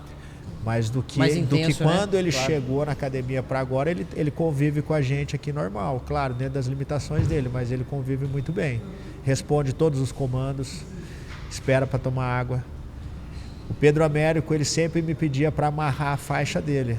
E chegou o dia, eu falei, não, você só vai treinar se você amarrar sua faixa. E ele aprendeu a amarrar a faixa. A mãe dele chorou para contar pra gente que ele tinha aprendido a amarrar a faixa, que até então era algo impossível para eles. Que era algo que inimaginável para eles. E ele aprendeu a amarrar a faixa. Então você vê o tanto que ele queria estar dentro do tatame. Sim. E continua vindo. E a gente teve várias etapas. Ele treinava com as crianças. Chegou o dia, eu falei, agora você vai passar para a turma dos adultos. E ele ficou muito feliz. Só que daí depois, no outro dia, a mãe dele veio pedir para ele continuar na turma das crianças também, porque ele gostava muito da turma das crianças.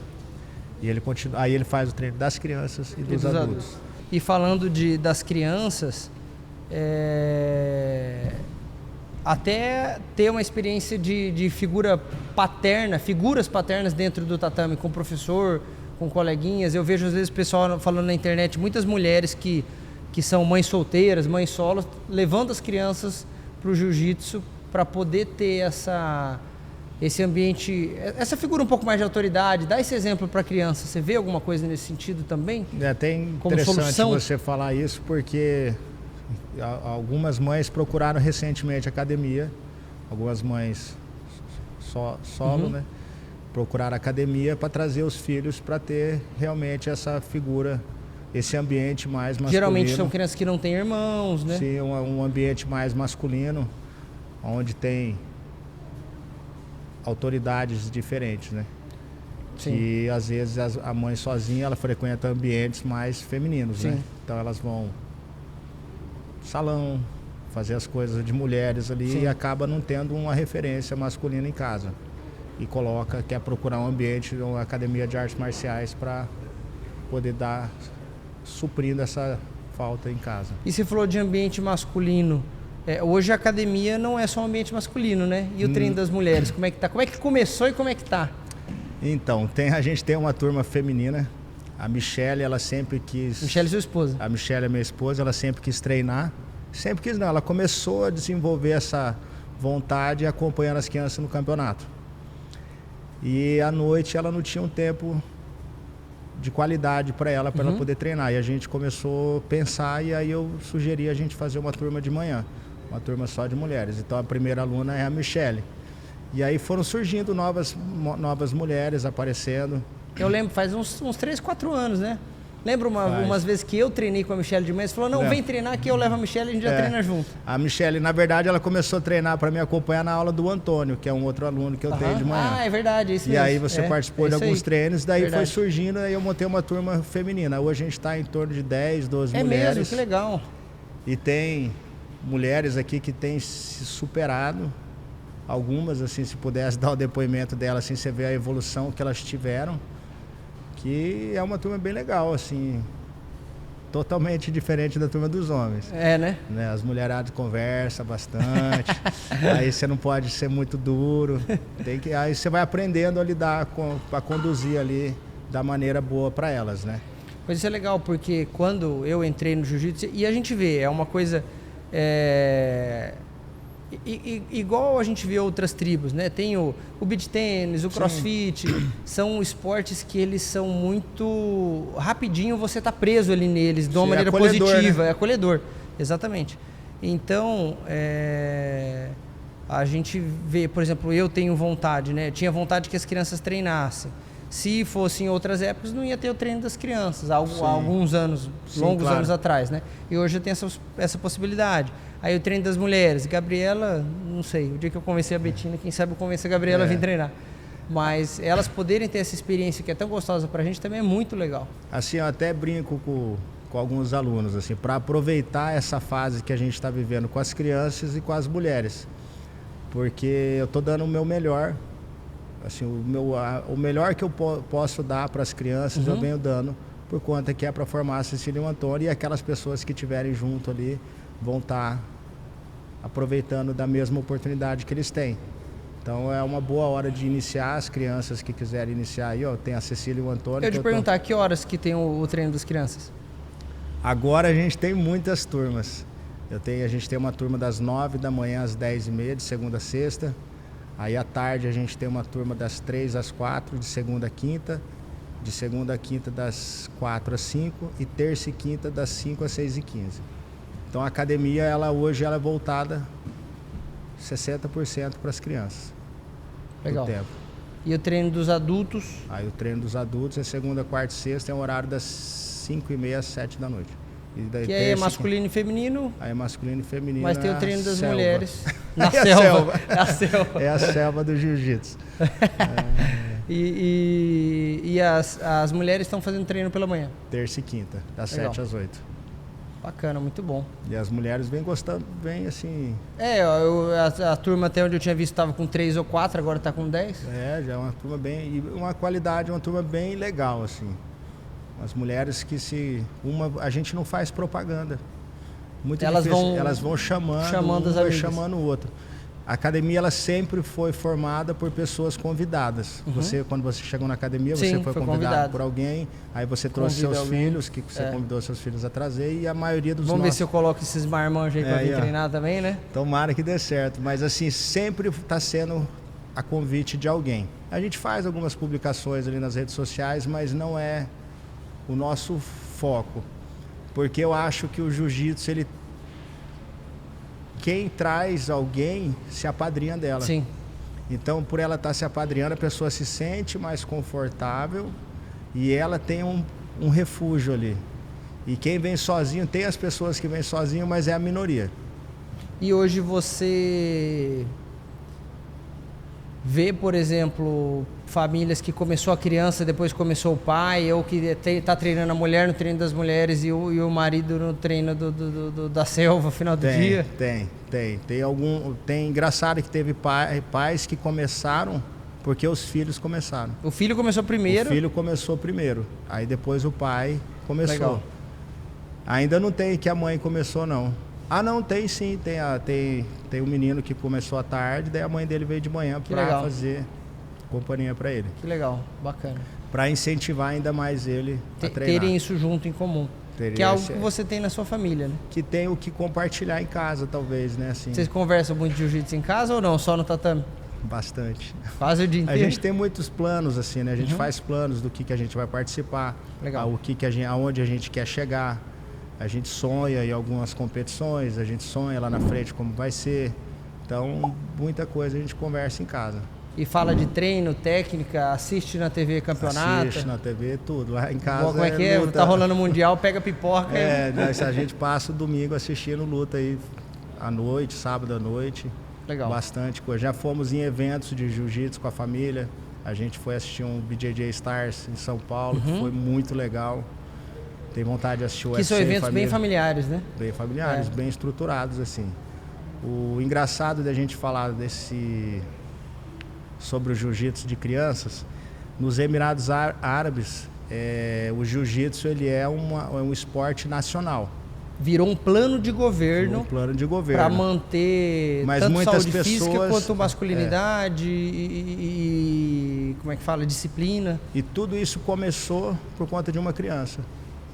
Que foi o filho de um sheik. Então, o filho do sheik era uma criança tímida, cabisbaixa, ficava ali, estava meio desanimado. Assim, a gente não sabe realmente a história, mas estava ali, tinha alguns problemas ali de relacionamento, socialização, e conheceu um brasileiro que ensinou jiu-jitsu para ele, e ele transformou, virou outra pessoa, mudou seu comportamento, sua confiança para governar talvez um país ali que... Sim. E em gratidão, ele falou que ele gostaria que todas as crianças do seu país tivessem acesso ao jiu-jitsu. E aí... Eles montaram, eu não sei, eu ouvi uma história, não sei se é bem esses números, mas que eles montaram um convênio com o Brasil e levaram, há um tempo atrás, 1000 professores brasileiros para lá. Já tem milhares de professores dando aula lá. Porque virou... Eu não sei se é obrigatório, mas é curricular em escola. Curricular escola, no exército. Então, para o cara subir de patente, ele tem que estar treinando jiu-jitsu. Entendi. E aí tem os times lá de academias, eles contratam. Tem um cara bom aqui, ele contrata esse atleta, leva lá para fazer parte do time deles, para lutar contra outro time. Então, o jiu-jitsu tem crescido mundialmente muito. Para vocês verem. Então, se um sheik quis para o filho dele o jiu-jitsu, né? Exatamente. Hoje temos aí os netos do Donald Trump que está treinando. Temos Mark Zuckerberg, vários inclusive lutando no campeonato. Tom Hardy, aquele ator, eu vejo às vezes ele em campeonato também. Tem muita gente treinando. Reeves, eu vi. E é um esporte que vem conquistando o seu espaço. Esses dias eu vi, eu nem acompanho o cara, enfim, mas o Lucas Neto treinando jiu-jitsu, irmão do Felipe Neto, eu não sabia, apareceu uma imagem. Mas tem muita gente praticando jiu-jitsu. É um esporte muito bom, eu recomendo. Lá em casa os meninos estão ainda animados, mas eles não sabem ainda, mas até os 18 anos vai ser obrigatório. Mas eles estão... Assim, você ainda não veio assistir o treino deles, né? Eu vi nos primeiros, mas depois... mas assim, eu quero vir ver. A evolução é muito rápida. Assim, algumas crianças vêm aqui, depois o pai vem um dia aqui, dá uma olhada, fala, nossa, ele já consegue fazer tudo isso. Então é bem legal o treino das crianças. Fernando, e pra gente encerrar, conta pra mim o que o jiu-jitsu mudou pra você na paternidade. O jiu-jitsu me mudou muito, né? Eu tive que aprender a ser mandado. Eu tenho a Cecília e o Antônio, são crianças aí que me enchem de orgulho, que me surpreendem sempre. E às vezes eu falava muito não, era muito mais... impunha muitas coisas e eu fui aprendendo a lidar. A Cecília, eu sou a menina dos olhos do papai,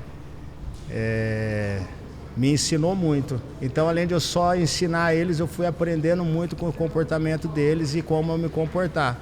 Então, assim, mudou totalmente a minha vida através dos meus filhos. Então, eu comecei a aprender com eles. E eu comecei a desbravar um novo mundo junto com eles. Legal, isso é muito bom. Então, para você que é pai, eu recomendo grandemente, coloco os meus filhos. Se fosse, na verdade, para qualquer pessoa, adulto ou criança, recomendar um esporte para ser feito, eu recomendaria o jiu-jitsu, porque assim, mudou muito o meu jeito de ver o mundo, ver o trabalho, ver as crianças, ver a família, ver desafios, ver desconforto. Realmente muda a visão. Ele abre muitas portas, muitos grandes amigos. Com certeza, traz muitos amigos, traz... Daqueles que você liga a qualquer momento, eles estão lá. Estão ali. Tenho muitos amigos, o Vitor é um dos meus amigos aí, há muito tempo já. Sim. Já abriu muitas portas para mim através do jiu-jitsu, que se não fosse o jiu-jitsu, talvez a gente não teria essa conexão tão grande. Fernando, obrigado por ter recebido a gente aqui no Tatame. Agradecer você, a Michele, Antônio, Cecília, toda a equipe 99. Muito Até obrigado. O pessoal já deu um treininho aqui enquanto a gente estava aqui. Eu que agradeço, muito obrigado, foi um prazer. Espero podermos estar em breve novamente, te ver no tatame de novo. Exatamente, estou me preparando. Isso aí, obrigado. Eu que agradeço. E você aproveita e se inscreve no canal. A gente está começando a segunda temporada com esse episódio especial de Dia dos Pais. E para esse episódio especial a gente saiu dos nossos estúdios para vir aqui para a 99 e a gente está com planos bem interessantes, novos episódios, novas ideias para mostrar para vocês, pessoas que assim como o Fernando, assim como nós ali do Hectares, ajudamos a construir futuros, os nossos, de outras famílias e como a gente mostrou aqui hoje, de homens, mulheres e crianças de Dourados. Para você acompanhar esses episódios futuros, se inscreve aqui no canal, ativa o sininho que o YouTube está bem complicado de entregar, então acompanha. Aqui a gente deixa aqui o seu comentário, o que você gostaria de ver a gente falando, o que você gostou desse episódio e se você já teve alguma experiência com o jiu-jitsu, coloca aqui embaixo que eu vou olhar os comentários e vou responder a maioria deles. Os.